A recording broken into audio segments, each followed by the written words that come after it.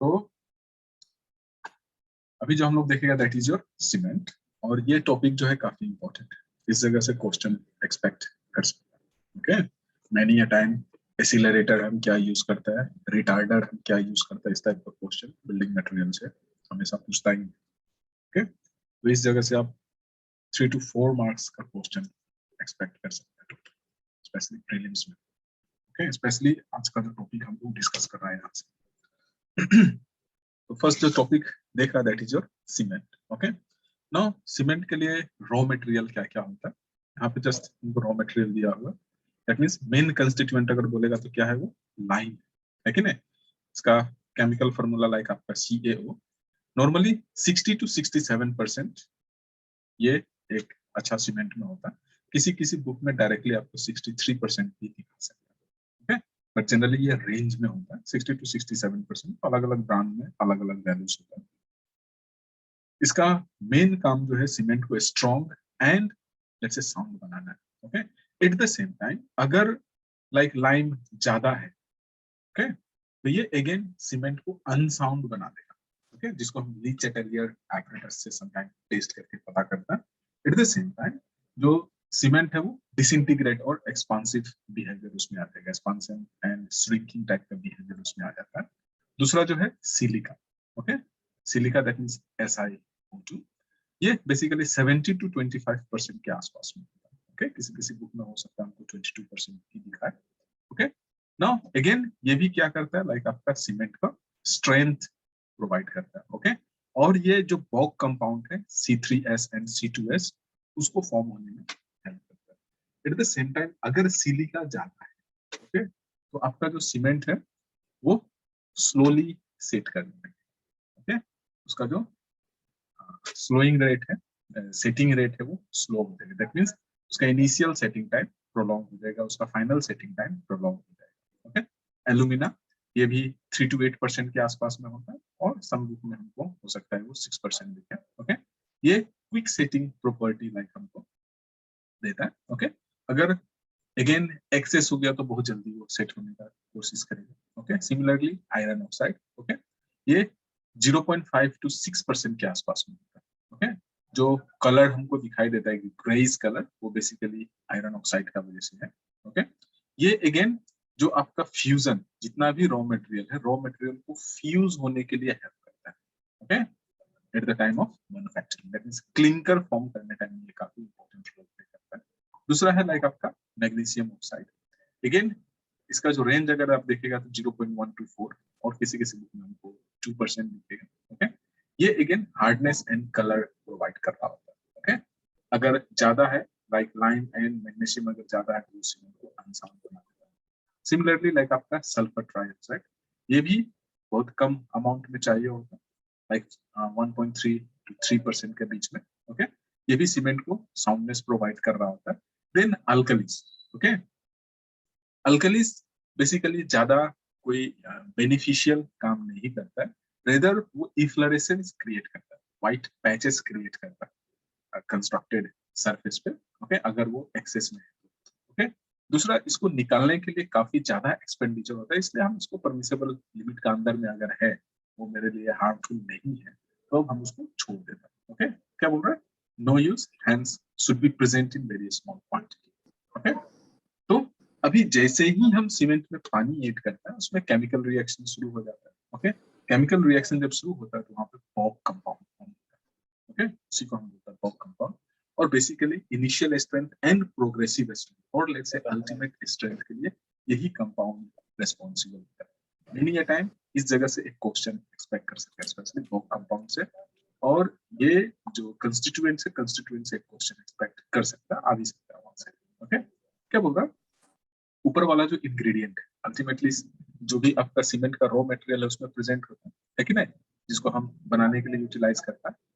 Fine, इसको हम basically क्या करते हैं, वो सभी रॉ मटेरियल को किल्न में, है कि नहीं, चिमनी में और फैक्ट्री में ले जाके हम उसको बर्न करते हैं, बर्न करके हम उसको ऑब्टेन करता है, जो क्लिंकर मिलता है, क्लिंकर को ग्राइंड करके हम बस्ता में पैक करके मार्केट में सप्लाई कर रहा होता है। ओके, नाउ जो ये कॉम्प्लेक्स कंपाउंड जो इसमें फॉर्म होता है, ये सबसे पहले RH बॉग आइडेंटिफाई किया। ओके, इसलिए हम इसको बॉग कंपाउंड बोलते हैं। ओके, ये 4 मेन कंपाउंड है। क्या है? जैसे आप अगर देखेगा, tri calcium silicate, di calcium silicate, tri calcium aluminate and tetra aluminoferrite. Okay, now इसका केमिकल फॉर्मूला ये है, ये उतना मैटर नहीं करता केमिकल फॉर्मूला, ओके, बट इसका ये एब्रीविएशन मैटर करता है, जिसको हम ट्राई कैल्शियम सिलिकेट को sometimes C3S, die calcium silicate को हम समटाइम्स C2S,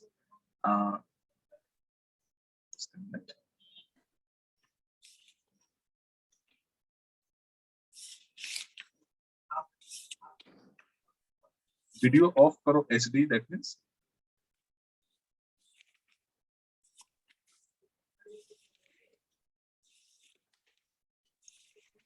किसी का वीडियो ऑफ ऑन है क्या?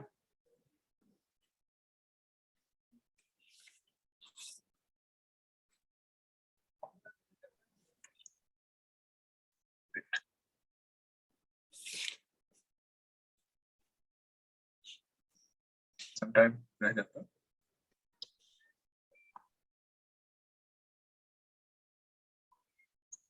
ओके,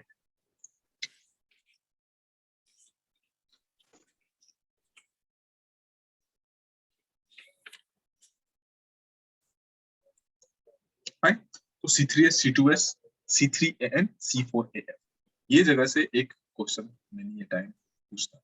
ओके, अगर C3S को समटाइम हम ए लाइट भी बोलता है, C2S को समटाइम हम बी लाइट बोलता है, C3A को हम समटाइम सी लाइट बोलता है, C4 को Fe लाइट भी बोलता है। ओके, कंस्टिट्यूएंट और लेट्स से जो टोटल मास है सीमेंट है, सीमेंट में इसका परसेंटेज अगर आप देखेगा ना 45 to 60 के आसपास में रहता है, 15 to 30 के आसपास में रहता है आपका C2S, एंड C3A जो है 6 to 12 के आसपास में रहता है, एंड जैसे टेट्रा एल्यूमिनोफेरेट जो है 6 to 10% के आसपास में होता है। अभी इसको फ्लैक्चुएट करके हम सीमेंट का हार्डनेस वगैरह को चेंज कर सकते हैं। मेनी टाइम यहाँ से क्वेश्चन पूछता है कि जैसे हम पानी डालता है तो जो इनिशियल स्ट्रेंथ है उसके लिए वो कंपाउंड में से कौन सा कंपाउंड है रिस्पॉन्सिबल, इस टाइप का क्वेश्चन मेनी टाइम पूछते हैं। ओके, जैसे ये एल्कलीस हो गया, ये आपका माइनर कंपाउंड है, ये नहीं होने से भी अच्छा है। ओके, ना ये केमिकल रिएक्शन उतना मैटर नहीं करता। क्या बोल रहा है? जैसे ओके, फंक्शंस, जो मेन वॉक कंपाउंड है उसका मेन काम क्या है, जैसे देखते हैं C3S क्या है, hydrates more rapidly hence generate large heat of hydration. Okay, that means जितना भी आपका मेन हीट ऑफ हाइड्रेशन जो डेवलप होता है पानी डालने के साथ साथ, वो किसका वजह से हो रहा होता है? C3S का वजह से। ओके, मेरा वॉल्यूम बहुत कम है, अभी ठीक है क्या? हेलो, जी सर। ओके, तो जैसे एक तो है कि लाइक हीट ऑफ हाइड्रेशन बहुत ज्यादा आता है, दूसरा ये अर्ली स्ट्रेंथ के लिए रिस्पॉन्सिबल है। बिल्डिंग मटेरियल में हम लोग अभी सीमेंट को देखा है, एक्चुअली हमको स्लॉट में मिल रहा था, बिल्डिंग मटेरियल काफी पहले शुरू हो चुका था, उसका पोर्शन कवर कर चुका था, बस दो टॉपिक बचा था इसको देखना है। ओके, ये क्वेश्चन आपको एमसीक्यू में पूछता है, लाइक अर्ली स्ट्रेंथ जो है किसका किसका वजह से होता है सीमेंट में, तो ये बेसिकली आपका C3S का वजह से होता है। ओके, ये क्वेश्चन मेनी या टाइम आप अगर देखेगा IES हो या फिर SSC हो या RRB हो, आपको दिख रहा होगा।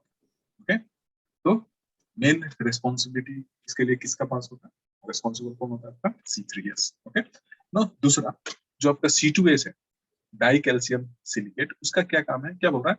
Hydrates slowly hence generate less heat of hydration. Okay, like इसका हीट ऑफ हाइड्रेशन कम जनरेट होता है वहां पे, जिसका वजह से responsible for later strength of the concrete. Okay, मतलब जो लेटर प्रोग्रेसिव स्ट्रेंथ जो है वो बेसिकली इसका वजह से होता है, एंड इसी का वजह से आपको अल्टीमेट जो फाइनल स्ट्रेंथ जो आपको मिल रहा है वो इसी का वजह से मिल रहा है। ओके, नाउ ये जो है ये काफी इंपॉर्टेंट, थर्ड वाला C3 है, क्या बोल रहा है? It is the first compound react with water, hence causes initial setting of the cement. Okay, तो जो आपका सीमेंट का इनिशियल सेटिंग है वो basically C3A, okay, try calcium aluminate उसके लिए रिस्पॉन्सिबल है। ओके, एंड जैसे ही हम सीमेंट में पानी ऐड करता है, सबसे पहला बॉक कंपाउंड जो फॉर्म होता है वो यही है। ओके, बट अगर ये ज्यादा है तो क्या हो जाएगा? Harmful to durability of concrete. Okay, specially where concrete attacked by sulphate ना, जहाँ पे लाइक आपका हार्ड वाटर वगैरह है, तो उस जगह में आपका कंक्रीट के लिए ये सही नहीं होता है। ओके, देन क्या है आपका टेट्रा कैल्शियम एल्यूमिनोफेरेट, क्या बोल रहा है, it reacts slowly with water and generate very a small amount of heat of hydration। जैसे आपका this one, जैसे मार्केट में दो टाइप का सीमेंट आपको मिलेगा, एक है ओपीसी, दूसरा है पीपीसी। ओपीसी में हायर हीट ऑफ हाइड्रेशन होता है, जबकि पीपीसी में लोअर हीट ऑफ हाइड्रेशन होता है। जैसे बॉक कंपाउंड को वेरी करके हमें उसको बनाना होता है। क्या बोल रहा है, hence it has poor cementing value. Okay, like adhesion property जो है इसका बहुत कम है बेसिकली। अभी जो ये कंपाउंड है, बॉक कंपाउंड है, बॉक कंपाउंड को फ्लैक्चुएट करके हम डिफरेंट टाइप का सीमेंट बना सकते हैं। जैसे क्या बोल रहा है, high percentage of C3S and low percentage of C2S अगर हम इस टाइप से डालेगा तो क्या होगा, रैपिड हार्डनिंग सीमेंट, जिसका अर्ली स्ट्रेंथ काफी ज्यादा हो जाएगा। ओके, क्योंकि C3S जो अर्ली स्ट्रेंथ के लिए रिस्पॉन्सिबल है ना, प्रोड्यूसेस, बट C3S का साथ में क्या प्रॉब्लम है, यहाँ पे हीट ऑफ हाइड्रेशन ज्यादा जनरेट होता है, इसलिए बोल रहा है produces high heat of hydration. Okay, दूसरा क्या बोल रहा है, less resistance to sulphate attack. Okay, like आपका हार्ड वाटर जो है, जैसे सीवरेज वगैरह का जगह में हम इसको यूटिलाइज नहीं कर सकता है। दूसरा क्या बोल रहा है, अगर हम C3S का परसेंटेज को लो कर देगा, C2S का परसेंटेज को हाई कर देगा, क्या बोल रहा है, जो हम लोग का सीमेंट जो प्रोड्यूस होगा वो स्लोली हार्डन होगा। ओके, बट उसका जो अल्टीमेट स्ट्रेंथ है काफी अच्छा होगा। Right, at the same time C2S बहुत धीरे धीरे रिएक्ट करता है, that means heat of hydration कम होता है, तो यहाँ पे आपका हीट ऑफ हाइड्रेशन कम है, जिसका वजह से इसका जो हार्ड वाटर के साथ में जो रिएक्शन है वो भी काफी अच्छा होगा। That means sulphate attic resistant यहाँ पे डेवलप हो जाएगा। ओके, लाइक जहाँ पे आपका हार्ड वाटर वगैरह यूटिलाइज होता है उस जगह में भी इसको यूज कर सकता है। ओके, नो टाइप्स अगर देखेगा तो बहुत सारा टाइप का आपका सीमेंट है। जैसे सबसे पहले हो गया आपका ओपीसी, इसको हम क्या बोलते हैं, ऑर्डिनरी पोर्टलैंड सीमेंट। ये 3 ग्रेड में अवेलेबल है। ओके, 33, 43, 53। ओके, ये जो है 33, 43, 53 जो है, ये इसका कंप्रेसिव स्ट्रेंथ है 28 डेज का। ओके, 28 डेज का क्यूरिंग के बाद जो कंप्रेसिव स्ट्रेंथ निकालता है वो है। तो जो ये हम टेस्ट के लिए जो हम मटेरियल जो मोटर प्रिपेयर करता है वो 1:3 सीमेंट रेशियो में प्रिपेयर करता है, एंड जो क्यूब का साइज हम यूज करता है वो है 7.07 सेंटीमीटर और 70.7 सेंटीमीटर। समटाइम ये पूछ सकता है ये मोल्ड का साइज। ओके, जिसका सरफेस एरिया होता है आपका 50 सेंटीमीटर स्क्वायर। ओके, जो क्यूब यूज करता है वो 70.7 mm का होता है या फिर 7.07 सेंटीमीटर। ये इंपॉर्टेंट मेनी अ टाइम पूछ सकता है। ओके, राइट, देन आ जाता है आपका rapid hardening cement. Of course ये भी आपको तीनों ग्रेड में अवेलेबल होता है, लेट्स से 33, 43 एंड 53 ग्रेड। वो भी लाइक आपका कैरेक्टरिस्टिक कंप्रेसिव स्ट्रेंथ जो कि सेम टाइप का टेस्ट करके हम उसको ओके, क्या बोल रहा है, it develop same strength in 3 days as expected in OPC in 7 days। जैसे इसका नाम इंडिकेट कर रहा है रैपिड हार्डनिंग ना, दैट मींस जल्दी जल्दी ये स्ट्रेंथ गेन करेगा। जितना लाइक आपका ऑर्डिनरी पोर्टलैंड सीमेंट 7 days में गेन करेगा स्ट्रेंथ, उतना ये 3 days में ही कर देगा। ओके, इसको डेवलप करने के लिए जस्ट हम बॉक कंपाउंड को फ्लैक्चुएट करते हैं। ओके, दैट मींस C3S का परसेंटेज हाई होता है जबकि C2S का कम होता है। इसको जो यूजेस है हम बहुत जगह में इसको यूटिलाइज करते हैं, जैसे रोड वर्क वगैरह हो गया। ओके, क्योंकि रोड तो बनाने का कुछ ही दिन के बाद वहाँ पे आदमी यूज करना शुरू हो जाता है ना, इसलिए हमको वहाँ पे बेटर क्वालिटी का मटेरियल यूज करना होगा। ओके, नाउ नेक्स्ट आ जाता है आपका सल्फेट रेजिस्टेंस में। जैसे कुछ कुछ जगह में सोइल वगैरह में रिटेनिंग वॉल वगैरह हमको बनाना है, जहाँ पे let's say some unpredictable chemical हो सकता है। ओके, क्योंकि सोइल का बिहेवियर अलग अलग जगह में अलग अलग होता है ना, वो सब जगह में अगर हमको कंस्ट्रक्शन करना है तो बेसिकली इस टाइप का सीमेंट को यूटिलाइज कर सकता है। क्या बोल रहा है, generally limit C3A okay to 5%।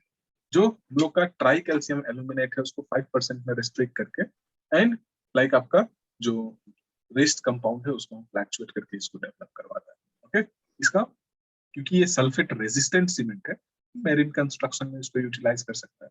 Sewage treatment plant के आसपास में जो हमको कंस्ट्रक्शन करना है हम वहाँ पे कर सकते हैं। फाउंडेशन वगैरह में हम इसको यूटिलाइज कर सकते हैं, क्योंकि फाउंडेशन सोइल जो है वहां पे हो सकता है सम अल्कलिनिटी या फिर सम एसिडिटी हो, जिसको ये आसानी से सस्टेन कर सके।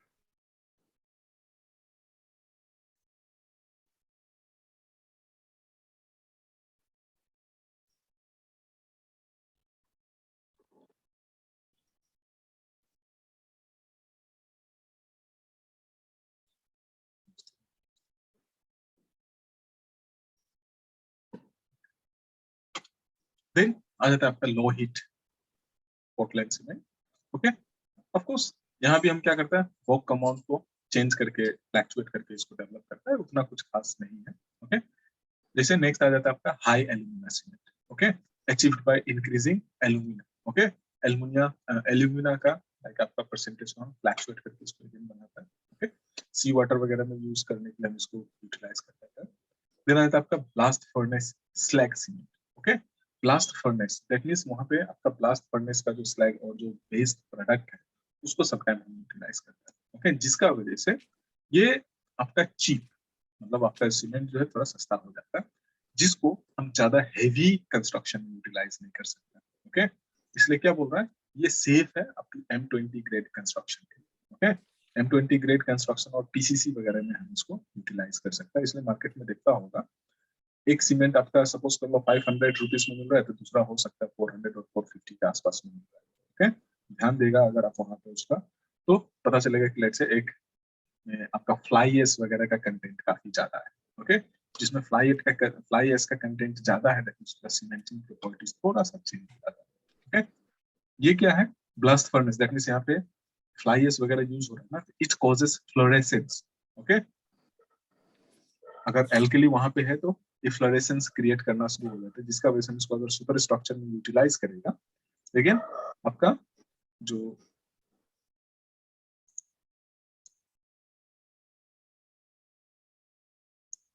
सुपर स्ट्रक्चर में अगर हम इसको यूटिलाइज करेगा,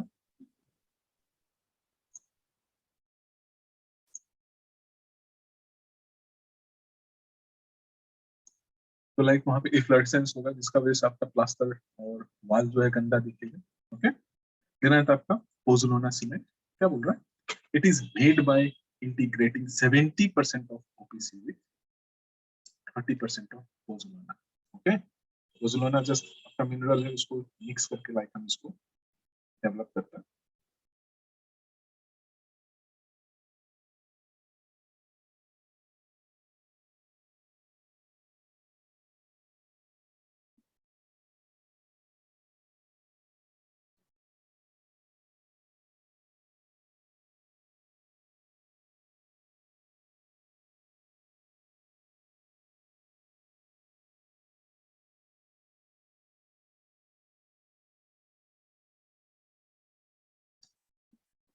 राइट, देन आता है आपका कलर सीमेंट। जैसे देखता होगा बहुत सारा जगह में लाइक हम कलर नीट सीमेंटिंग कर रहा होता है, यहाँ पे लाइक आपका ग्रे कलर का या फिर रेडिश कलर का लाइक नीट सीमेंट सरफेस दिख रहा होता है, दैट मींस वहां पे जस्ट हमें पिगमेंट डालता है उसमें। ओके, तो पिगमेंट को डाल के हम उसको प्रिपेयर करते हैं। ओके, हमेशा बेसिकली फ्लोरिंग में हम इसको यूटिलाइज करते हैं। नाउ अगेन टेस्टिंग, ये जगह काफी इंपॉर्टेंट है, ये टॉपिक। ओके, इस जगह से आप क्वेश्चन एक्सपेक्ट कर सकता है कि मतलब कुछ कुछ पॉइंट्स जो है वो उतना इंपॉर्टेंट नहीं है, जैसे मीन्स ये पोर्शन जो अभी हम देख रहा था ये उतना इंपॉर्टेंट नहीं है जितना आपका ये टेस्ट इंपॉर्टेंट है। ओके, नाउ अगेन दो टाइप का टेस्ट होता है सीमेंट का क्वालिटी को चेक करने के लिए, लाइक आपका field test and laboratory test. Okay, field test में लाइक हम कोई एक्सपेरिमेंट नहीं करता, जस्ट हम उसको देख रहा होता है कि नहीं,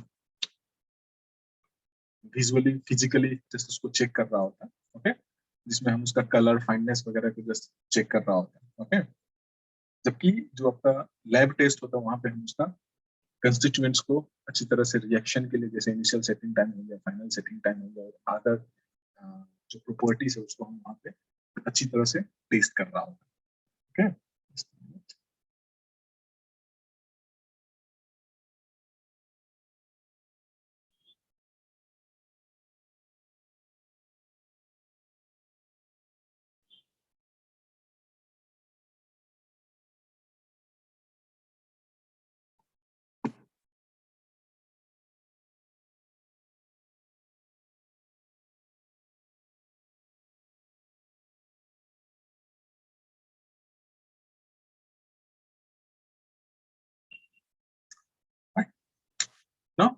जैसे फाइननेस टेस्ट हो गया, ओके। फाइननेस दैट मीन्स कितना फाइन आपका सीमेंट है, ओके। ये फाइननेस टेस्ट करने के लिए जो हम सीव यूज करता है ये इंपॉर्टेंट है, that is your 90 micron सीव, okay.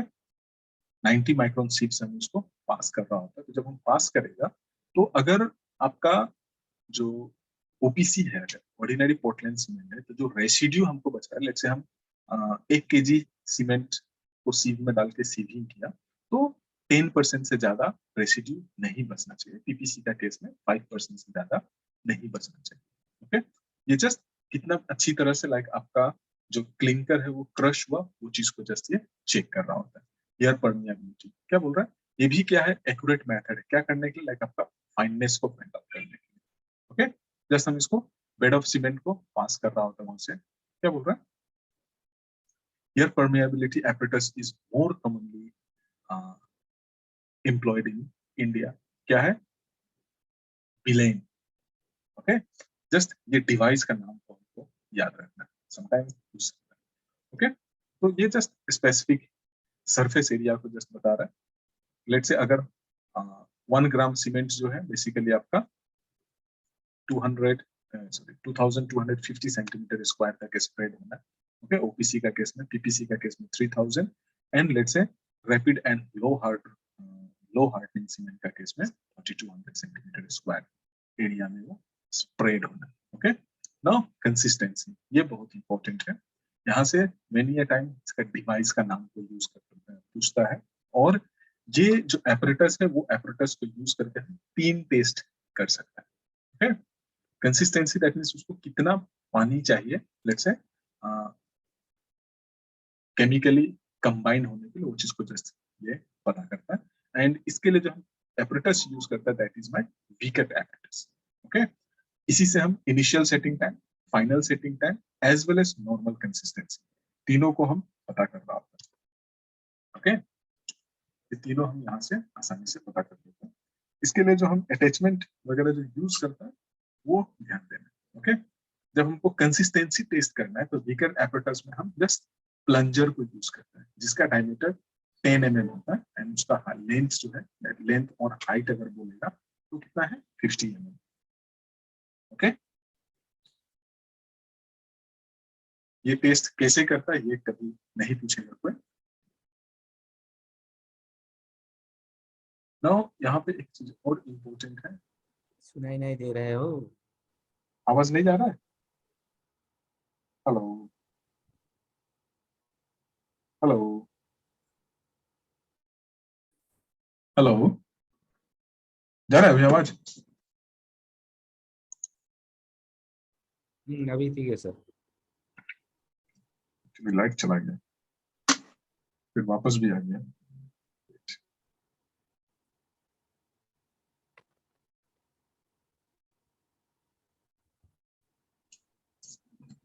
Sir notes तो दे देगा ना?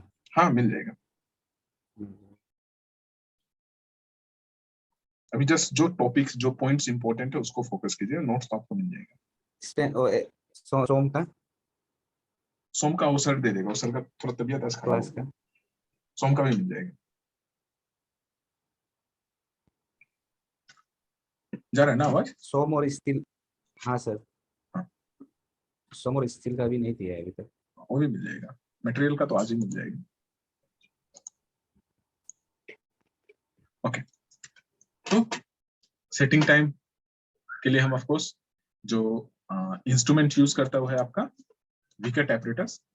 यहाँ पे जो हम परसेंटेज ऑफ वाटर जो यूज करता है, नॉर्मल कंसिस्टेंसी का सिर्फ 85% वाटर को हम यहाँ पे ले रहा होता है, ओके। इसलिए जस्ट इसको 0.85 से मल्टीप्लाई करा है ना, दैट मीन्स 85% वाटर को हम कंसीडर कर रहे हैं, दैट मीन्स 15% को एलिमिनेट कर दे रहा है वहां से, ओके। नाउ आपका जो सीमेंट जो आप यूज कर रहा है, हेलो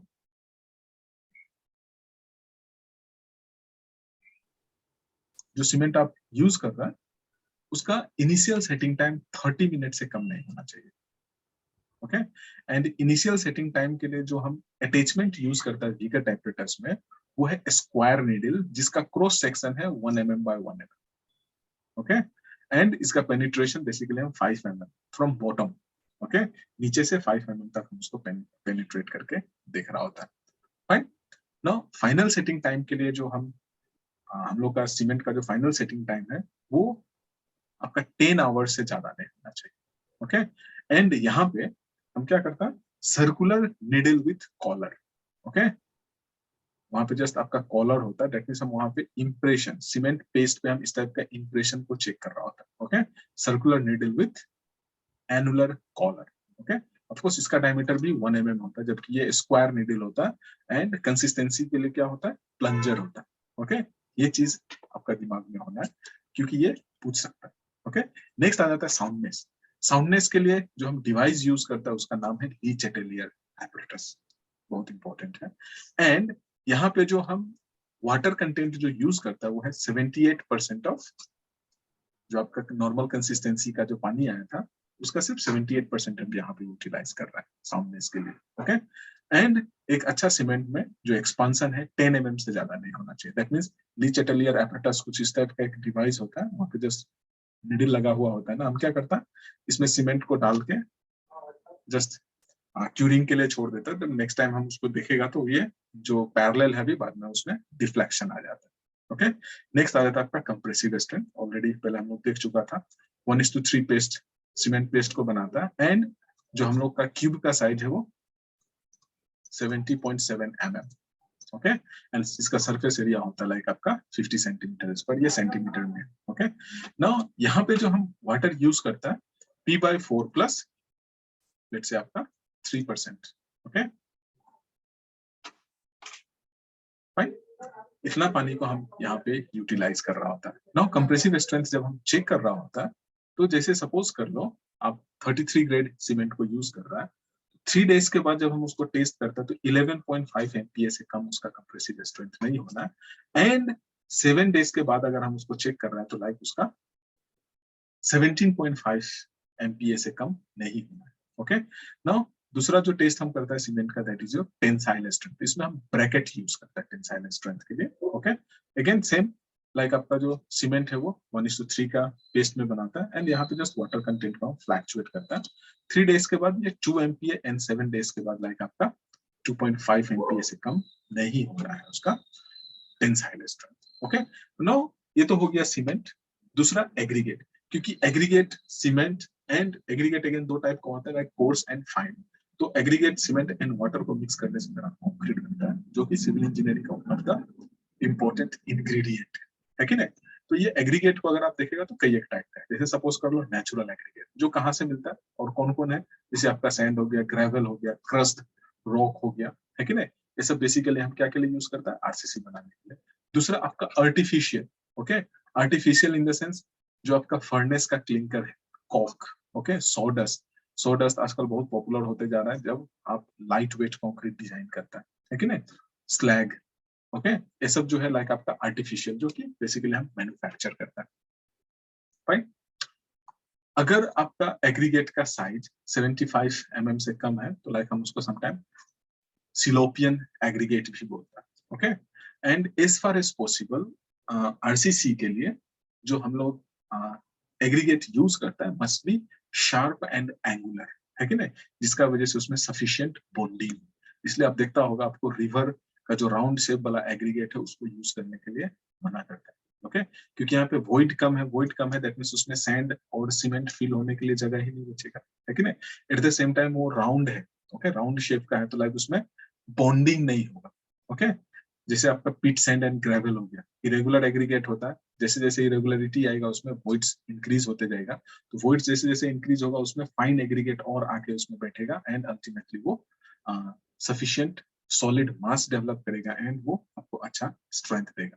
देन आता है आपका flaky and elongated aggregate. Okay, flaky जिसका लेंथ और विड्थ मतलब एक डायमेंशन दूसरा डायमेंशन से ज्यादा बड़ा है, जैसे एग्रीगेट है कुछ इस टाइप का। ओके, तो यहाँ पे क्या है, इसका लेंथ जो है काफी बड़ा है एज कम्पेयर टू विड्थ, तो जब भी इस पे लोड आएगा तो ये यहाँ से टूट जाएगा। ओके, तो लाइक हम इसको रोड में यूज नहीं कर सकते, लाइक इस टाइप का कंस्ट्रक्ट, इस टाइप का एग्रीगेट को हम कंस्ट्रक्शन में यूज करने से प्रॉब्लम क्रिएट करेगा, इसलिए हम उसको रिजेक्ट कर देता है। सेम है आपका इलोंगेटेड, दैट मींस यहाँ भी क्या है, एक डायमेंशन दूसरा डायमेंशन से ज्यादा बड़ा हो जाता है। क्या बोल रहा है, least dimension should be less than equal to 3/5 of mean dimension, and elongated के लिए क्या है आपका, greater dimension should be more than 1.5 time the mean dimension. Okay, otherwise वो आपका इलोंगेटेड और फ्लैकी एग्रीगेट में आता है। लाइक ऑलरेडी देखा होगा इस टाइप का गोज होता है, यहाँ पे रेडियस हॉल बना हुआ होता है ना, जहां से हम पास कर करके उसको चेक करता है, ठीक है ना, just elongation and flaky goes बोलता है उसको। ओके, देन आ जाता है आपका वेट। बेसिकली ये जस्ट वेट के बारे में बात करो, उतना कुछ खास नहीं है, इसको जस्ट आप लोग देख लेना बाद में। ड्राइनेस, मतलब आप बेसिकली सरफेस ड्राई एग्रीगेट को यूटिलाइज कर रहा होता है स्पेसिफिक। हेलो सर, साउंड सुनाई नहीं दे रहा। किसी को नहीं जा रहा है?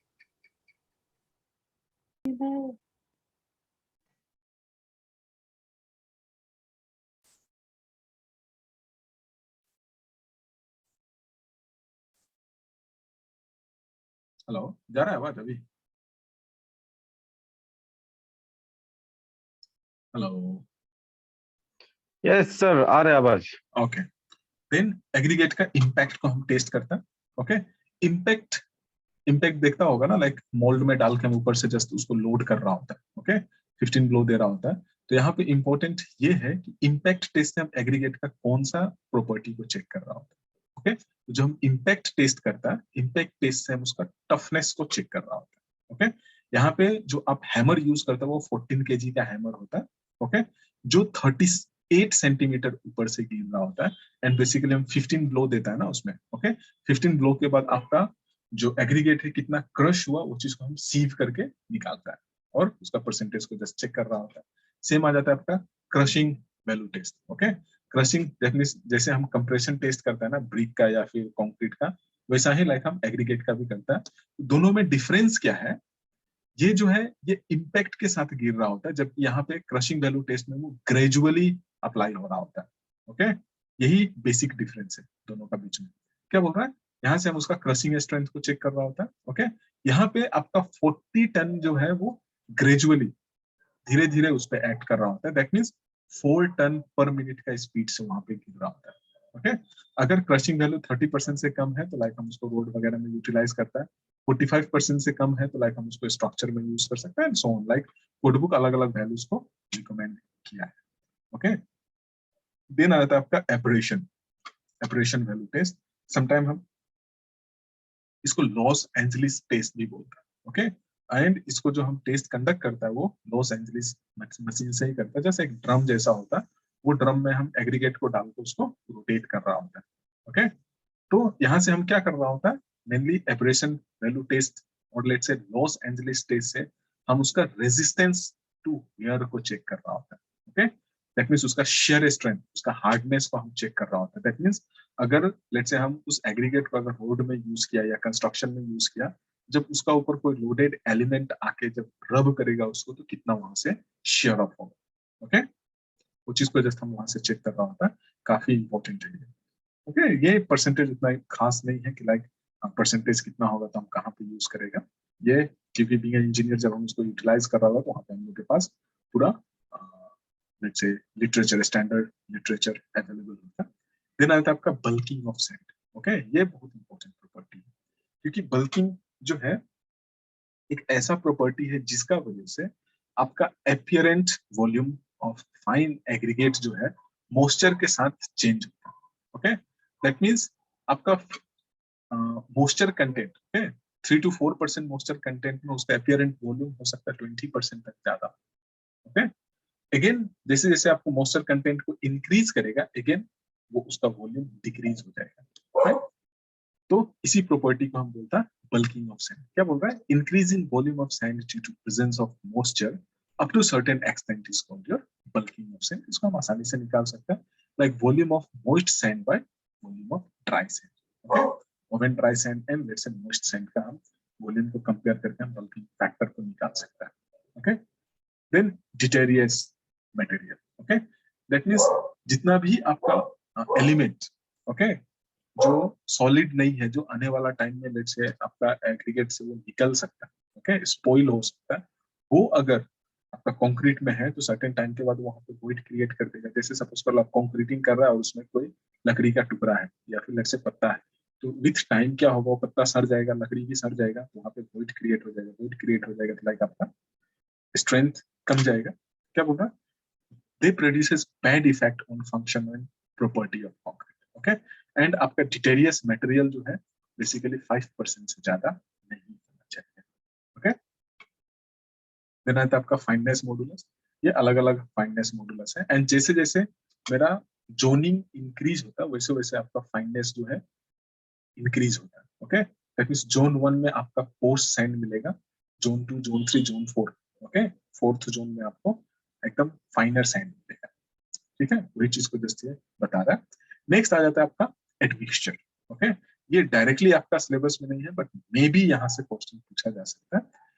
एडमिक्सचर दैट मींस हम सीमेंट में और कंक्रीट में डालता है, समटाइम हम उसका कुछ प्रॉपर्टी को चेंज करना चाहते हैं, कुछ प्रॉपर्टी को अल्टर करना चाहते हैं, जैसे हो सकता है वर्केबिलिटी हो सकता है सेटिंग टाइम हो सकता है इनिशियल सेटिंग टाइम हो या फाइनल सेटिंग टाइम हो।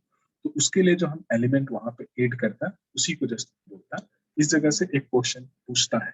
ओके, जैसे आप देखिएगा एसिलरेटर। एसिलरेटर क्या है आपका, कैल्शियम क्लोराइड। ओके, इसको अगर आप मिक्स किया आपका कंक्रीट में तो क्या हो सकता है, use to accelerate the initial setting time, that means 30 minute का जगह में हो सकता है 15 मिनट और 5 मिनट में लाइक आपका सीमेंट को सेट कर दे। ओके, जब आपको जरूरत है तब। ओके, बट ये एडमिक्सचर यूज करने से ऑफकोर्स उसका ओवरऑल स्ट्रेंथ को थोड़ा सा कॉम्प्रोमाइज करना पड़ता है। ओके, सबसे ज्यादा जो पूछा हुआ क्वेश्चन है वो है रिटार्डर। ओके, ये क्वेश्चन बहुत बार पूछा है। दैट मींस रिटार्डर अगर आप देखेगा तो क्या है, calcium sulphate and lexi chips. Okay, ये दोनों में से किसी को भी हम इसको यूज करते हैं। दैट मींस जैसे एसिलरेटर का काम क्या है, इंक्रीज करना, रिटार्डर का काम है डिक्रीज करना। They use to delay the hydration process. Okay, that means initial setting time को डिले कर देगा। जैसे आप देखता होगा ना, मैंने ये टाइम क्या होता है, लाइक आपका कंस्ट्रक्शन साइट कहीं और है और आपका बेचिंग प्लांट कहीं और है। ओके, 3-4 किलोमीटर का डिस्टेंस है, हम ट्रांजिट मिलर से लाइक कंक्रीट को लेके आ रहा होता है, तो आने में ही सम टाइम प्रिपेयर करके साइट तक पहुंचने में हो सकता है 1 घंटा भी लग जाए। ओके, तो 1 घंटा में आपका कंक्रीट सेट ना हो बोल के हम उसमें रिटार्डर को मिक्स करके रखते हैं। एट द सेम टाइम जो आपका ट्रक है, ट्रक भी रोटेट कर रहा होता है सो दैट वो सेट ना हो। ओके, बेसिकली आपको हॉट वेदर में अगर कंक्रीटिंग करना है तो रिटार्डर यूज करना पड़ेगा सो दैट धीरे धीरे वो हाइड्रेट हो। देन आ जाता है आपका plasticizer. Okay, plasticizer that means आपका कार्बोहाइड्रेट्स वगैरह को हम वहां पे यूटिलाइज करता है, जिसका मेन काम क्या है, वाटर कंटेंट को रिड्यूस करना। ओके, दैट मींस आपको हाई वर्केबिलिटी अगर चाहिए कम पानी में तो हम वहां पे प्लास्टिसाइजर वगैरह को यूज करते हैं। ओके, क्या बोला, they permit water reduction up to 15%। तो आपका कार्बोहाइड्रेट्स है वो अप टू 15% तक पानी को रिड्यूस कर सकता है कंसिस्टेंसी और लेट से वर्केबिलिटी मेंटेन करने के लिए। देन आ जाता है आपका सुपर प्लास्टिसाइजर। प्लास्टिसाइजर आपका वाटर कंटेंट को रिड्यूस कर रहा है 15% तक, तो सुपर प्लास्टिसाइजर दैट मींस उससे भी ज्यादा कर सकता है। ओके, क्या बोल रहा है, are improved version of plasticizer, they permit water reduction up to say 30% तक। ओके, जहां भी लाइक आपको सेल्फ कंपैक्टिंग कंक्रीट, जहां पे लाइक आपका इतना हैवी रिइंफोर्समेंट है लाइक आप कंपैक्शन नहीं कर सकता, वाइब्रेटर को नहीं चला सकता, वो सब जगह में लाइक हम प्लास्टिसाइजर वगैरह यूज कर सेल्फ कंपैक्टिंग कंक्रीट को यूटिलाइज करता है, जिसका वजह से कंक्रीटिंग करने से वो अपने आप को पैक कर लेगा, जिसका वजह से उसमें 0 वोल्ट्स आपको मिलेगा। अगर आपको मतलब इसको अच्छी तरह से समझना बोलने से एक बार जस्ट यूट्यूब में सेल्फ कंपैक्टिंग कंक्रीट आप टाइप करके देखिए, अच्छी तरह से लाइक वहां पे दिखाएगा। बेसिकली वो आउट ऑफ इंडिया का 2-3 वीडियो है, 2-3 मिनट का ही, आप आसानी से देख सकते हैं।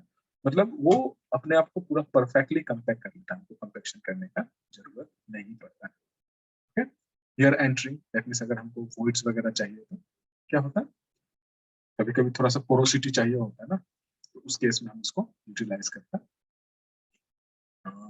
एयर डिटेंशन उतना कोई ये नहीं है, पोजोलैनिक ये भी कुछ खास नहीं है, पोरोशन भी कुछ खास नहीं। देन आ जाता है आपका वाटर सीमेंट रेशियो। ये अगेन इंपॉर्टेंट है, इस जगह से एक क्वेश्चन आप एक्सपेक्ट कर सकते हैं। जैसे ये देखिए, ये आपका IS 456 का वैल्यू है 1:1:2, दैट मींस ये आपका क्या है, M25 ग्रेड है, ये M20 है और ये M15 है कि नहीं। तो लाइक M15 के लिए आपका water cement ratio basically 0.5 to 0.6 के आसपास में लगता है, M20 के लिए हम 0.5 के आसपास रखता है, एंड M25 के लिए हम 0.45 के आसपास रखता है। Okay, water cement ratio that means water bye cement का रेशियो, है कि नहीं? तो अगर हमको 0.5 है कि नहीं, तो यहाँ से जस्ट हम निकाल सकता है कि लाइक मेरा 50 kg सीमेंट में मेरा कितना अमाउंट ऑफ वाटर लगेगा, उस चीज को जस्ट हम यहाँ से आसानी से निकाल सकते हैं। ओके, नाउ लेट्स सी, ये परमिसिबल लिमिट है एज पर आपका IS 456 के हिसाब से, ओके, जो कि आप इसको अवॉइड कर सकते हो, उतना खास नहीं है, स्पेशली ये जगह, ये बहुत इंपॉर्टेंट है। ओके, देन आता है आपका workability. Okay, workability that means कितना इजीली आप कंक्रीट को, उसका जो कंक्रीट आप प्रिपेयर किया उसको उसका प्लेस में डाल के कंपैक्ट कर रहा है कि नहीं, ये उसी चीज को बता रहा है, इजीनेस को बता रहा है। ओके, क्या बोल रहा है? Concrete is said to be workable if it is mixable, settle, stable, flowable, and let's say compactable and let's say finishable ना, जहां भी लग के हम उसको अच्छी तरह से फिनिश कर सकता है, वही जस्ट हमको वर्केबिलिटी के बारे में बता रहा है। Okay, of course water content हमको प्रॉपर्ली वहां पे मेंटेन करना है। ओके, लार्ज साइज एग्रीगेट जो है उसका वर्केबिलिटी बहुत ज्यादा होता है, राउंड शेप जो है वो भी लाइक आपका वर्केबिलिटी को इंक्रीज कर रहा है, बट राउंड शेप का स्ट्रेंथ नहीं होता, इसलिए बेसिकली इसको नहीं यूज करता। ओके, लाइक आपका एंगुलर, फ्लैकी एंड इलोंगेटेड जो है वो आपका वर्केबिलिटी को डिक्रीज करता है। ओके, सरफेस टेक्सचर, स्मूथनेस कितना फाइन है आपका, उस पर भी आपका वर्केबिलिटी डिपेंड करता है। ओके, वाटर सीमेंट रेशियो तो करता ही है। ओके, एडमिक्सचर काफी हद तक यही, एंड टेम्परेचर वर्केबिलिटी को डिटरमाइन करता है। टेम्परेचर अगर ज्यादा है तो लाइक पानी इवापोरेट हो जाएगा एंड लाइक आपका वर्केबिलिटी रिड्यूस हो जाएगा। सबसे ज्यादा जो हम इंटरटेन करता है वर्केबिलिटी मेजर करने के लिए वो है आपका स्लम टेस्ट, है कि नहीं? इस टाइप का फ्रस्टम ऑफ कोन होता है, ओके, जिसका हाइट 300 होता है, lower diameter 200 and upper diameter 100 के आसपास होता है। हम इसमें कंक्रीट फिल करके कंक्रीट को, ये हॉपर को जस्ट हम बाहर निकालता है एंड कितना सेटल हुआ ये उस चीज को जस्ट देखता है। Okay, initial and final value जो है वही है मेरा स्लम वैल्यू, है कि नहीं? वही हमको स्लम वैल्यू बता रहा है। सबसे ज्यादा हम इसी को यूज करते हैं, स्लम टेस्ट। दूसरा है लाइक आपका compaction factor test. Compaction factor test अगर आपको याद होगा, कंक्रीट टेक्नोलॉजी लैब में आप इसको यूज किया होगा। यहाँ पे सक्सेसिवली 3 होता है, हम कंक्रीट प्रिपेयर करके सबसे ऊपर वाला में फिल करते हैं, यहाँ पे अटैचेबल गेट होता है, ये गेट को हम खोल देता है तो कंक्रीट पूरा गिर के ये नीचे वाला में आ जाता है, फिर से हम इसका गेट को खोल देता है, फिर से कंक्रीट गिर के कहाँ आ जाता है, लाइक आपका नीचे वाला जो सिलेंडर है उसमें आ जाता है। ओके, हम वहां पे कोई टेम्पिंग वगैरह नहीं करता है, तो इसीलिए हम वहां पे चेक करता है कि वो अपने आप को कितना कंपैक्ट किया हुआ है। देन आपका वीबी टेस्ट। ओके, ये स्टिफ कंक्रीट के लिए बेसिकली हम यूटिलाइज करते हैं। ओके, ये अलग अलग काम के लिए अलग अलग वर्केबिलिटी, ओके, और लेट्स से स्लम वैल्यू जो हमको चाहिए उसका बारे में जस्ट बता रहा है। यहाँ पे मेनी ये टाइम आप देखेगा लाइक आपका हेवी रिएनफोर्स्ड के लिए पूछता है। ओके, हेवी रिएनफोर्स्ड सेक्शन में अगर आपको कंक्रीटिंग करना है तो आपका वर्केबिलिटी मीडियम चाहिए, जबकि आपका स्लम वैल्यू 50 to 100 mm के पास चाहिए। ओके, एंड वही अगर आपका पंप हो रहा है कंक्रीट वहीं पे, ओके, अगेन लाइक आपका वर्केबिलिटी चेंज हो जाएगा, 50 to 100 की जगह वो 75। बहुत सारा जगह में हम क्या करते हैं, कंक्रीट को पंप करते हैं, विच चीज को जस्ट बता रहे हैं, फ्लूइडिटी होने के लिए वहां पे लाइक आपका कंक्रीट में सफिशिएंट वाटर होना पड़ेगा। ओके, नाउ प्रोसेस मैन्युफैक्चर करने के लिए जनरली देखता होगा 2 तरीका है आपका कंक्रीट प्रिपेयर करने के लिए, एक है वॉल्यूम बेचिंग, दूसरा है वेट बेचिंग। ओके, सबसे एक्यूरेट का वेट बेचिंग होता है, वॉल्यूम बेचिंग उतना एक्यूरेट नहीं है, क्योंकि लाइक आपका जो सीमेंट है पोलराइज एलिमेंट है, जिसका वजह से आपका वॉल्यूम डिफरेंट होता है उसका। ओके, बट मैंने ये टाइम हम छोटा मोटा कंस्ट्रक्शन के लिए देखता होगा, हम लोग एक फ्रेम बनाता है, ठीक है ना, इस फ्रेम से मेजर करके जस्ट हम डाल रहा होता है ना, मिस्त्री लोग को देखता होगा ना, ये फ्रेम से दो सपोज कर लो 1:2:4 है अगर मेरा मोक्स प्रोपोर्शन, तो 4 बक्सा लेट से वो एग्रीगेट क्रस्ट एग्रीगेट डालेगा, 2 बस्ता लेट से लाइक 2 कार्टून लेट से वो सैंड डालेगा एंड 1 कार्टून लाइक वहां से वो सीमेंट डालता है, उसको थोड़ा मिक्स करता है, that is called your volume batching, okay, जो कि उतना सही नहीं है, ओके। दूसरा जो मोस्ट एक्यूरेट है that is your weight batching, okay. Weight batching like हम सबको बाय वेट मेजर करके डालना होता है, जो कि ज्यादा एक्यूरेट है एंड जो वेल एस्टैब्लिश्ड फार्म है उसके पास ये एक्सपेक्ट किया जाता है कि उसके पास बेचिंग प्लांट ऑलरेडी एग्जिस्ट करता है जहाँ पे weight batching, okay. Now concrete को हमको मिक्स तब तक करना है जब तक वो थोरोली एक यूनिफॉर्म कलर का ना दिखे, ओके। एंड मैन्युफैक्चर करने के लिए आप देखता होगा सबसे पहले हम कोर्स एग्रीगेट को स्प्रेड करता है, उसका ऊपर required amount of fine aggregate को डालता है, दोनों को थोरोली मिक्स करता है, फिर से हम उसको स्प्रेड करता है, देन उसका ऊपर हम सीमेंट डालता है, देन हम दोनों को फिर से थोरोली मिक्स करता है, फिर से हम उसको स्प्रेड करता है, उसमें रिक्वायर्ड अमाउंट ऑफ वाटर डालता है एंड अगेन उसको हम थोरोली मिक्स करता है, देन हम उसको रिक्वायर्ड पोजीशन में उसको प्लेस करके कंपैक्ट करता है, ठीक है ना। ये जस्ट उसको मिक्स करने का तरीका है। एंड ट्रांसपोर्टेशन, कुछ जगह में लाइक हम पंप करता है, कुछ जगह में हम मैनुअली कैरी करके लेके जा रहा होता है, ओके। बट ये हमेशा कोशिश करना है कि जब भी हम कंक्रीट को डालें वो with in initial setting time में हम उसको वहां पे डाल के फिनिश कर दें, ओके, सो दैट उसका स्ट्रेंथ लूज नहीं होगा, ओके। क्या बोल रहा है? At the same time placing, ये बहुत इंपॉर्टेंट है, यहाँ से आप एक्सपेक्ट कर सकते हैं concrete should not be drop from a height more than 1.5 metre, okay. ये आपको IS 456 बोलता है, कभी भी 1.5 मीटर से ज्यादा ऊपर से आप उसको नहीं फेंकना है, ओके। नहीं तो वहाँ पे सेग्रीगेशन का प्रॉब्लम हो सकता है। सेग्रीगेशन दैट मींस जो पार्टिकल्स है सेटल सेपरेट हो जाएगा, ओके। एक जगह में लाइक आपका कोर्स एग्रीगेट जमा हो जाएगा, दूसरा जगह में लाइक आपका फाइन एग्रीगेट जमा हो जाएगा, जिसका वजह से उस स्ट्रक्चरल एलिमेंट में सफिशिएंट स्ट्रेंथ डेवलप नहीं होगा, ओके। कंपैक्शन लाइक हमको कंक्रीट डालने के बाद हमको वहां पे कंपैक्शन करना है। कंपैक्शन कई एक टाइप का है, जैसे आपका हैंड कंपैक्शन दिखता होगा ना, छोटा सा टैंप लेके हम उसको टैंपर से हम उसको लकड़ी से लेके हम उसको टैंपिंग कर रहा होता है, that is called your hand compaction, okay. दूसरा internal vibrator, like many a time हम क्या होता है पोकर या नीडल को लेके हम वहां पे इंसर्ट करते हैं, नीडल को ऑन कर देता है, लेकिन जिसका वजह से वहां पे कंपैक्शन हो जाता है। बट हमको ध्यान देना है कि लाइक वो रीएनफोर्समेंट तक ना पहुंचे और ज्यादा देर तक ना हमको वहां पे रखना पड़े, नहीं तो उससे क्या हो जाएगा ब्लीडिंग का प्रॉब्लम होता है। Bleeding in the sense like आपका कंक्रीट में जो पानी है वो ऊपर आ जाएगा, ओके। दूसरा आ जाता है आपका external vibrator. External vibrator just foam work का ऊपर से डाल के हम उसको वाइब्रेट कर रहा होता है, जिसका वजह से अगेन कंक्रीट जो है वो सेटल हो जाता है। बट अगेन हमको ध्यान देना है कि लाइक हम वहां पे ज्यादा देर तक ना करें, सो दैट नहीं तो ब्लीडिंग होने का चांसेस है, okay. Surface and screed vibrator, okay. क्या बोल रहा है? स्क्रीड और लेट से जो ऊपर में जो बोर्ड लगा के रखा है उस पर ये ऑलरेडी अटैच्ड होता है, जो जिसको हम ऑन करने से वो वाइब्रेट करना शुरू कर देता है। बेसिकली स्लैब वगैरह में हम इसको यूटिलाइज करते हैं। फिर आता है आपका टेबल वाइब्रेटर, ओके। ये बेसिकली कंस्ट्रक्शन में हम उतना इसको यूज होने वाला नहीं देखा, कम ही इसको यूज होने वाला देखा, okay. Then roller, vibrating roller, like roller में वो अटैच होता है व्हीकल में एंड उसका वजह से वो कंपैक्शन कर रहा होता है। मेनी टाइम जैसे कहीं अगर आप कोई डैम कंस्ट्रक्शन साइट विजिट किया होगा तो वहाँ पे जैसे आपका पोकलैंड जो होता है, पोकलैंड का आगे में उसको फिक्स कर देता है बराबर एंगल को, एंड जो मास कंक्रीटिंग है उसको वहां से वाइब्रेट कर रहा होता है। देन आता है आपका क्यूरिंग, ओके।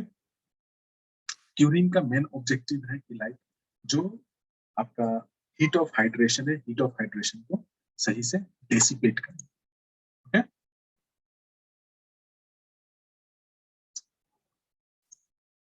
सही से डेसिपेट करना, क्योंकि अगर हीट ऑफ हाइड्रेशन को हम वहां से डेसिपेट नहीं करवाएगा तो कंक्रीट में क्रैक्स होना शुरू हो जाएगा। इसलिए बहुत सारा जगह में देखता होगा जो न्यूली कंस्ट्रक्टेड बिल्डिंग है जहाँ पे प्लास्टर हुआ है एंड क्यूरिंग सही से नहीं हुआ, वहां पे प्लास्टर्ड वॉल में माइन्यूट क्रैक्स दिखना शुरू हो जाएगा, फ्लोर में माइन्यूट क्रैक दिखना शुरू हो जाएगा अगर वो सही से क्यूर नहीं किया गया है, ओके। तो नॉर्मली जो आपका ओपीसी से बना है तो बेसिकली 7 डेज तक हमको क्यूरिंग करना है। अगर वहाँ पे एडमिक्सचर वगैरह यूज हुआ तो लाइक आपका 10 डेज के आसपास में, एंड गुड कंडीशन में है अगर तो लेट्स से हमको 14 डेज के आसपास में तक उसको क्यूर करना है, ओके। बहुत सारा तरीका है क्यूरिंग करने के लिए, जैसे पॉम्बिंग हो गया, लाइक आपका स्प्रेइंग हो गया। आजकल देखता होगा जितना भी रोड वगैरह बना रहा है वहां पे हम क्या करते हैं गनी बैग बस्ता को यूज करता है ना, बस्ता को भिगा के मुंह पे डालता है, ठीक है ना, बस्ता को भिगा के डाल रहा होता है सो दैट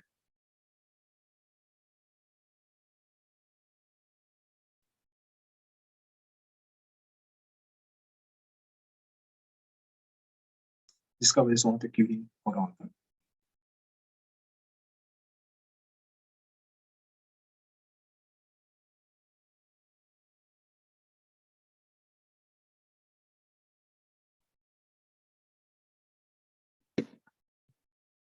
देन फिनिशिंग जैसे उसको एक फिनिश सरफेस दे रहा हो।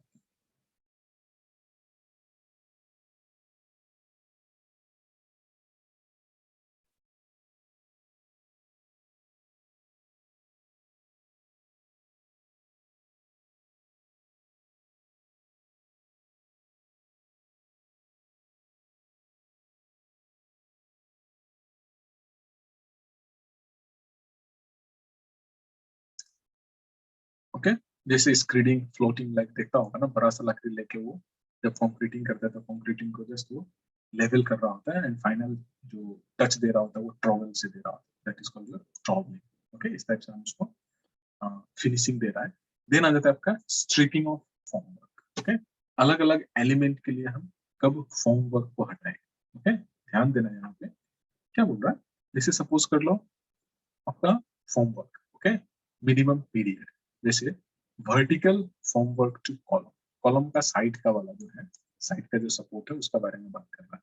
ओके, जो प्लैंक है, ओके, 16 to 24 आवर्स के बाद हम उसको हटा सकते हैं, क्योंकि ये तो ऑफकोर्स कॉलम जो है एक बार इनिशियल सेटिंग टाइम 30 मिनट है, फाइनल सेटिंग टाइम लाइक आपका 10 आवर्स है, तो ये सेफ्टी फैक्टर के साथ में 24 आवर्स के बाद हम ये इसका प्लैंक को हटा सकता है।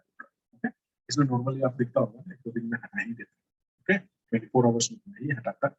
दूसरा आपका soffit form work to slab. Okay, अब 3 डेज के बाद उसको हटाएगा, but props to be refixed. Okay, like उसका जो फॉर्म है दैट मींस वहां का जो प्लैंक है, प्लैंक को आप हटा देता है। At the same time plank को हटाने का साथ साथ लाइक आप लकड़ी को वापस रिप्लेस कर देता है। इसलिए नॉर्मल प्रैक्टिस में आप देखता होगा हम फॉर्म वर्क को हटाता ही नहीं।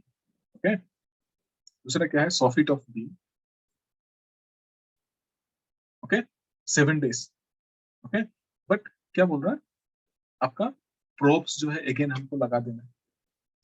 आप प्लैंक को निकाल रहा है यहाँ पे सी, स्लैब के लिए 3 डेज एंड बीम के लिए लाइक आपका 7 डेज। क्यों? क्योंकि स्लैब का थिकनेस कम है जिसका वजह से उसका वेट कम है, बीम का थिकनेस ज्यादा होता है जिसका वजह से उसका वेट ज्यादा होता है। ओके, 7 डेज के बाद उसका जो तख्ता है, तख्ता को आप निकालेगा लेकिन लकड़ी वहां पर रहने देना है। ओके, तो लकड़ी तो रह गया, तख्ता आप हटा दिया, नाउ फाइनली प्रोब्स को आप कब हटाएगा? तो जब आपका स्लैब है, ओके, 4.5 मीटर तक ही है सिर्फ, लाइक आप उसको 7 डेज में हटा सकता है। दैट मीन्स ये 7 डेज प्लस ये 3 डेज कितना हो गया टोटल 10 डेज ना। इसलिए आप देखता होगा ना 15 to 20 डेज के बाद लाइक हम लोग हटा रहा होता है। ओके, एंड आपका स्लैब स्पैनिंग मोर देन 4.5 तो हम 14 डेज। ओके, 14 प्लस 3 कितना हो गया 20-25 दिन। आप एक महीना तक देखता होगा ना, अगर आपका बिल्डिंग बड़ा है तो एक महीना के बाद ही हम हटाता है उसको। ओके, नो यहाँ पे जो हम रोब्स को जो रिफिक्स किया था बीम का नीचे, उसको कब हटाएगा?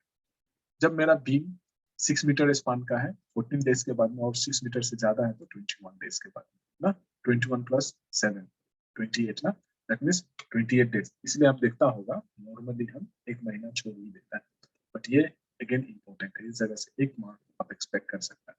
ओके, लाइक किसके लिए पूछेगा वो नहीं बोल सकता, लेकिन ये इंपॉर्टेंट है। Okay, next durability. Okay, now क्या बोल रहा है? It is the property by which concrete passes poses some strength throughout its life, of course। और आप देखता होगा जो IS 456 का कर्व देखा होगा वो डायरेक्टली ऊपर ही जा रहा होता है ना, ये कर्व है ना, ये कुछ इस टाइप से जा रहा होता है। और ऐसा नहीं है कि वो 100% तक मिल गया, वो पैरेलल हो जाता है, 100% तक कभी नहीं मिलता। दैट मीन्स वो अपना लाइफ टाइम तक वो स्ट्रेंथ को गेन कर ही रहा होता है, पूरा 100% गेन वो नहीं करता। क्या बोल रहा है? फैक्टर अफेक्टिंग ड्यूरेबिलिटी क्या है आपका? Water cement ratio and let's say cement content, ये काफी इंपॉर्टेंट है। आपका वाटर सीमेंट रेशियो और लेट्स से सीमेंट कंटेंट रिक्वायर्ड से रिक्वायरमेंट के हिसाब से कम है तो आपका सीमेंट और कंक्रीट जो है जल्दी डिटोरिएट होता है। ठीक है, इस जगह से क्वेश्चन कई बार पूछ चुका है जब डिपार्टमेंटल एग्जाम होता था तो। दैट मींस आपका ये डिफरेंट एक्सपोजर है, ये आपका प्लेन सीमेंट कंक्रीट है और ये आपका रीइंफोर्स्ड सीमेंट कंक्रीट है। That means many a time वो M20 एंड M25 के लिए पूछता है। Okay, that means M20 grade concrete 1 cubic metre construction का बात हो रहा है यहाँ पे, तो लाइक आपका जो WC रेशियो है 0.55 एंड M25 में 0.5 यूज करना है, एंड मिनिमम सीमेंट कंटेंट जो है दोनों में क्या है आपका 300 बेग के आसपास जा रहा होगा। ओके, ये नंबर ऑफ बेग के हिसाब से 1 क्यूबिक मीटर, राइट। तो समटाइम आप एक्सपेक्ट कर सकता है, स्पेशली M20 और M25 का RCC में। PCC में यही अगेन ये M20 एंड M25 देखेगा तो 260 to 280 के आसपास में जाना होगा। ओके, देन कंक्रीट ग्रेड अगर आप देखिएगा, जो हम लोग का IRC IS 456 है, ये बेसिकली 3 ग्रेड में इसको डिवाइड किया। Okay, ordinary, standard and high strength concrete. तो ऑर्डिनरी कंक्रीट जो है आपका M10 से M20 के बीच में आता है, स्टैंडर्ड कंक्रीट जो है M25 से M55 के बीच में आता है, एंड हाई स्ट्रेंथ कंक्रीट जो है वो ग्रेटर देन M60 से आता है। ओके, नाउ मिक्स प्रोपोर्शन जो है आपको M25 तक ही मिलेगा, नॉमिनल मिक्स। उसके बाद जो हायर ग्रेड का जो आपको कंक्रीट अगर आपको चाहिए, उसके लिए हमको डिजाइन करना होगा, मिक्स डिजाइन। जस्ट यहाँ पे सी ये आपका M25 के लिए क्या है 1:1:2, M20 के लिए अगर आप देखेगा तो 1:1.5:3, M15 आपका 1:2:4। नॉर्मली आपको ये 3 मिलेगा। ये सब बेसिकली PCC के लिए यूटिलाइज करता है। okay?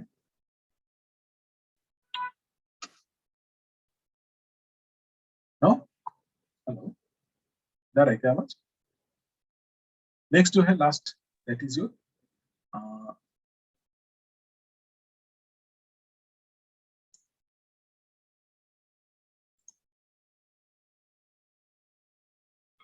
अपना ग्लास, ग्लासेस जिसको हम कंस्ट्रक्शन में यूज करते हैं।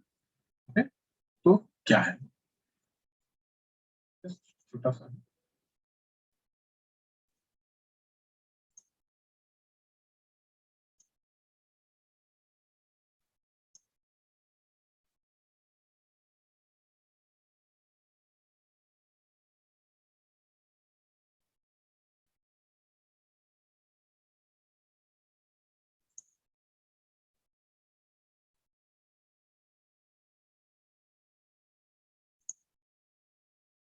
ग्लासेस एंड लेट्स से आपका मैटर।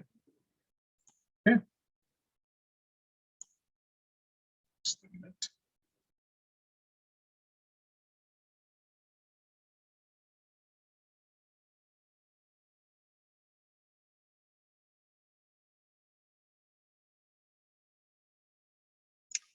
तो वेरियस मेटेलिक एलिमेंट जो हम यूज करता है as a building material in construction, basically आजकल देखता होगा हम लोग डोर का फ्रेम पहले हम वुड से बनाता था, आजकल हम क्या से बना रहे हैं, आइदर एल्युमिनियम से बना रहा है या स्टील से बना रहा है। रीजन क्या है, डिफोरेस्टेशन के कारण लाइक आपका जो वुड एंड वुड प्रोडक्ट्स है वो कम हो गया। ओके, जिसका वजह से हम उसका अल्टरनेट सोर्स को एक्सप्लोर करने का कोशिश कर रहा है, यूटिलाइज कर रहा है। ओके, तो वेरियस एलॉय और लेट्स से फेरस मटेरियल जो हम यहाँ पे यूज करते हैं, फेरस और नॉन फेरस, जैसे आपका आयरन हो गया, एल्युमिनियम, सबसे ज्यादा एल्युमिनियम एंड स्टील यूज हो रहा है। Okay, not only aluminium and steel, at the same time brass.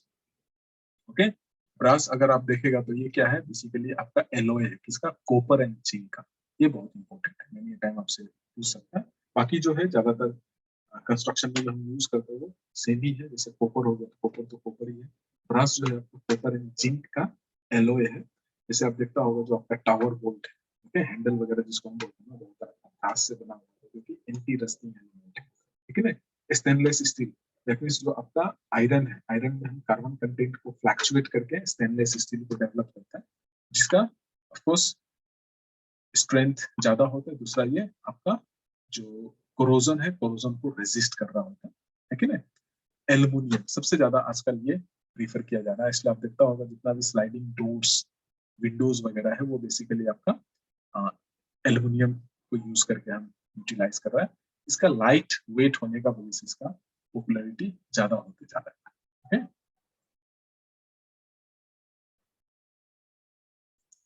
दूसरा जो है दैट इज योर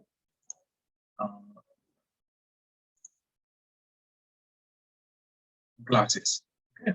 तो ग्लासेस को अगर आप देखेगा मेनली जो है वो सिलिका ही है। ओके, उसका जो मेन इंग्रेडिएंट है, कंस्टिट्यूएंट है, वो मैटर करता है। इसे आप अगर देखेगा क्लास,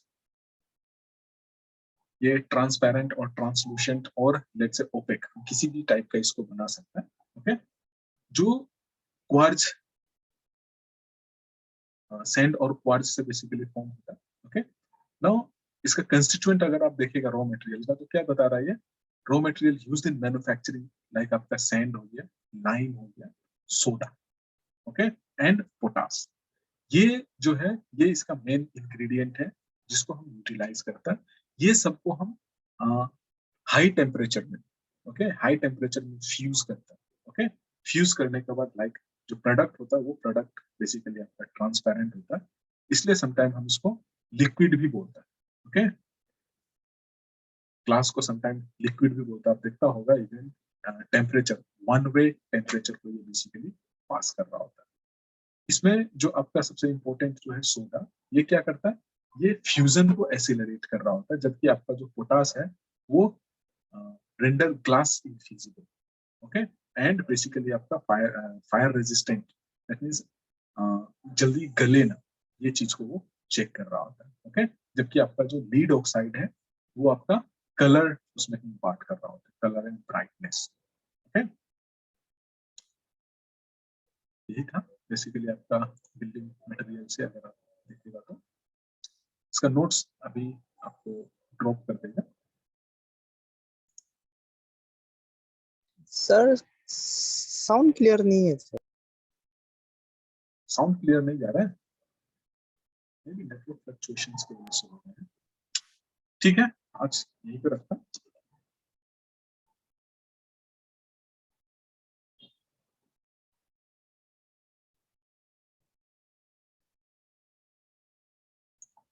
सो ये था आपका बिल्डिंग मटेरियल के बारे में।